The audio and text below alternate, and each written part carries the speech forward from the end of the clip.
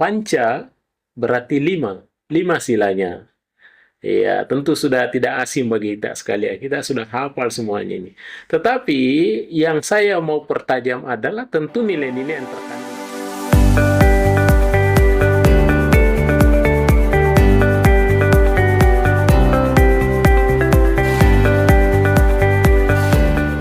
Baik para pemirsa sekalian, Assalamualaikum warahmatullahi wabarakatuh.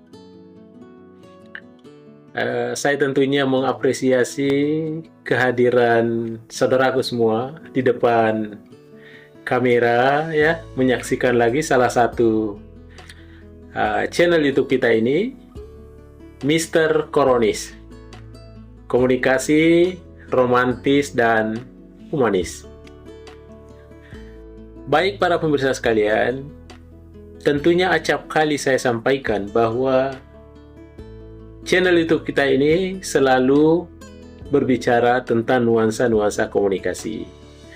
Dia selalu mengelaborasi tentang pernak-pernik komunikasi, ya, sehingga kita tidak pernah lalai dari persoalan-persoalan komunikasi. Di mana tentu kita paham bahwa komunikasi itu menjalar ke seluruh penjuru dunia, ya, hampir tidak ada batas-batas yang tersisa dilewati oleh fenomena-fenomena komunikasi. Baik para pemirsa sekalian, ini suasananya bulan Juni, biasa kita kenal dengan suasana yang diabadikan itu adalah lahirnya Pancasila, ya, 1 Juni, ya. Dalam momen-momen ini tentunya kita juga akan berbicara tentang bagaimana itu Pancasila, ya. Makanya saya ambil satu tajuk, yaitu berkaitan dengan komunikasi Pancasila. Pertanyaannya adalah, kenapa Pancasila perlu dikomunikasikan? Karena kita melihat para pemirsa sekalian bahwa kelihatannya nuansa-nuansa komunikasi itu menjadi redup. Kenapa demikian?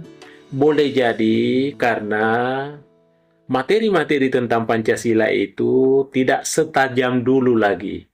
Iya, saya ingat waktunya saya mau masuk di perguruan tinggi, itu kita harus lulus yang namanya P4, Pedoman, Penghayatan, dan Pengamalan Pancasila.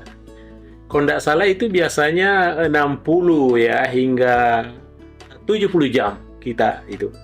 Sehingga dengan demikian, ketika ada judul-judul seperti itu, ada penajaman-penajaman seperti itu, sehingga daya fokus kita tentu juga akan merujuk ke sana. Tapi setelah itu kemudian, ya, tentu P4 ini sudah ditiadakan hingga saat ini, ya, sehingga kadangkala pemahaman-pemahaman Pancasila dari generasi saya sampai ke generasi sekarang tentu mengalami satu perbedaan. Ya, oleh karena itu, saya akan mengingatkan kembali di sini melalui kita punya channel YouTube kita ini, yaitu tentang komunikasi Pancasila. Di dalam Pancasila itu yang perlu kita komunikasikan adalah tentu makna-makna atau arti-arti yang terkandung di dalam nilai-nilai Pancasila. Di mana tentu kita pahami bersama bahwa Pancasila itu namanya saja Panca, berarti lima silanya. Ya, tentu sudah tidak asing bagi kita sekalian. Kita sudah hafal semuanya ini. Tetapi yang saya mau pertajam adalah tentu nilai-nilai yang terkandung di dalam Pancasila itu. Makna-makna apa saja, ya? Taruhlah yang pertama, sila ketuhanan yang Maha Esa. Ya. Apa sesungguhnya makna yang tercantum di dalam nilai-nilai ketuhanan itu? Yang tercantum di dalam nilai-nilai ketuhanan tentu di dalamnya ada percaya dan takwa kepada Tuhan yang Maha Esa. Ya, negara kita ini kan bukan negara agama, tetapi negara kita ini adalah negara yang berdasarkan atas Pancasila. Negara yang berdasarkan atas ketuhanan yang Maha Esa. Artinya bahwa siapapun yang hidup di dalam negara Republik Indonesia tercinta, wajib hukumnya menganut atau mempercayai adanya Tuhan yang Maha Esa. Ini yang disebut dengan negara yang berdasarkan atas ketuhanan yang Maha Esa. Kemudian, di dalam ketuhanan yang Maha Esa juga itu, di dalamnya ada bagaimana kita harus saling hormat menghormati, bagaimana kita saling kerjasama, bagaimana kita membina sebuah kerukunan yang baik, baik kerukunan antar seagama maupun kerukunan antar umat beragama, atau kerukunan antar umat beragama dengan pemerintah. Itu yang pertama, ketuhanan yang Maha Esa. Kemudian yang kedua, kemanusiaan yang adil dan beradab. Makna-makna apa yang perlu dikomunikasikan di dalam sila kemanusiaan yang adil dan beradab? Yang perlu dikomunikasikan pada sila kedua, yaitu adalah bagaimana kita memperlakukan manusia sesuai dengan harkat dan martabatnya. Itu yang inti yang di dalam sila kedua Pancasila itu. Dan kemudian yang tentunya bagaimana kita di dalamnya juga mengakui yang namanya persamaan antara hak dan derajat. Artinya setiap warga negara itu sama haknya. Setiap warga negara itu, setiap manusia itu sama juga derajatnya. Tidak ada yang berbeda. Dan kemudian juga di dalam sila kedua itu tentunya kita diupayakan agar kita terjadi sikap saling mencinta, saling cinta mencintai, sikap saling tenggang rasa, ya, tidak semena-mena dan seterusnya, ya. Ya, itu yang kedua. Kemudian yang ketiga, sila persatuan Indonesia.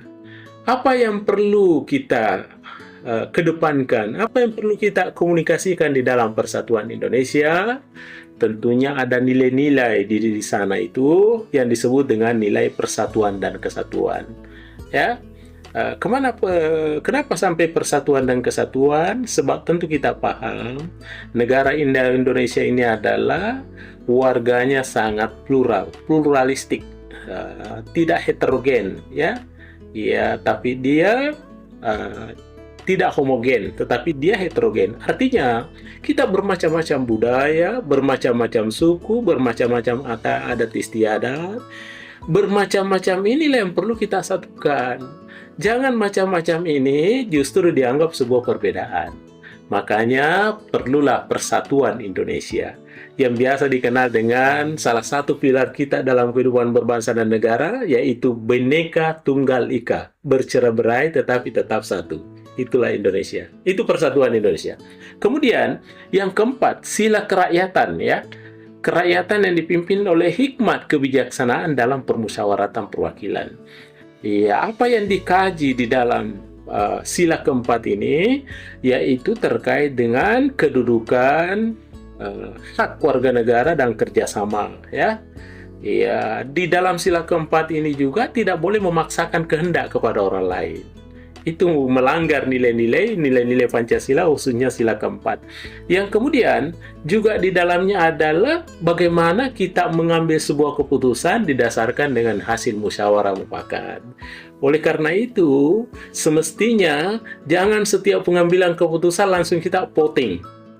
Ya, langsung kita siapa suara terbanyak itu yang menang. Padahal negara kita mengajarkan, Pancasila kita mengajarkan bagaimana agar mengambil keputusan itu berdasarkan hasil musyawarah dan mufakat. Itu yang keempat. Kemudian terakhir yang kelima silanya, yaitu sila keadilan sosial bagi seluruh rakyat Indonesia. Apa makna yang perlu diambil di sana? Yang perlu diambil di sana adalah salah satunya adalah bagaimana kita ini setiap warga negara itu hendaknya bersikap adil terhadap sesama, ya. Ya, di sana juga dipertajam tentang bagaimana terjadi keseimbangan antara hak dan kewajiban. Warga negara yang baik itu adalah warga negara yang senantiasa menyeimbangkan antara hak dan kewajibannya. Iya, tapi jangan hak diutamakan baru kewajiban. Itu keliru. Yang semestinya kewajiban dulu dijalankan dengan baik, baru tuntut haknya. Silakan bekerja, setelah bekerja baru cari gajinya. Jangan gaji duluan dicari sebelum bekerja. Itulah yang disebut dengan keseimbangan antara hak dan kewajiban. Kemudian di sana juga tentunya diupayakan setiap warga negara hendaknya saling bekerja keras, ya, suka bekerja keras, bagaimana membangun hubungan kerjasama dengan orang lain, itu juga bagian daripada sila kelima. Baik para pemirsa sekalian, jika kita tetap berpedoman kepada nilai-nilai Pancasila ini, yang butirannya itu sekitar 45, ya. Kalau dulu saya ingat itu butirannya sekitar 36. Tapi pada tahun 1994, butiran itu kemudian dijabarkan menjadi 45. Jadi sekarang itu nilai-nilai itu yang dijabarkan kurang lebih itu ya, 45.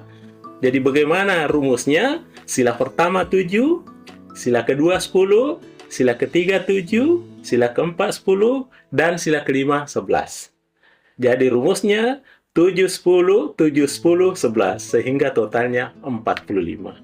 Kalau ini diaplikasikan dengan baik, maka tentunya ini adalah sangat sesuai dengan nilai-nilai bangsa Indonesia, karena ini diambil daripada intisari daripada nilai-nilai yang ada di dalam bahasa Indonesia, intisari daripada aplikasi sila-sila yang ada di dalam Pancasila itu, kita ambil untuk dilaksanakan dalam kehidupan sehari-hari. Baik para pemirsa sekalian, mudah-mudahan ini menjadi bermanfaat terhadap kita semua. Tentu bagi yang sudah paham, ini menjadi sebuah pengetahuan. Tapi bagi yang belum paham, ini tentunya dia menjadi sebuah informasi kepada kita semuanya. Baik, demikian, terima kasih.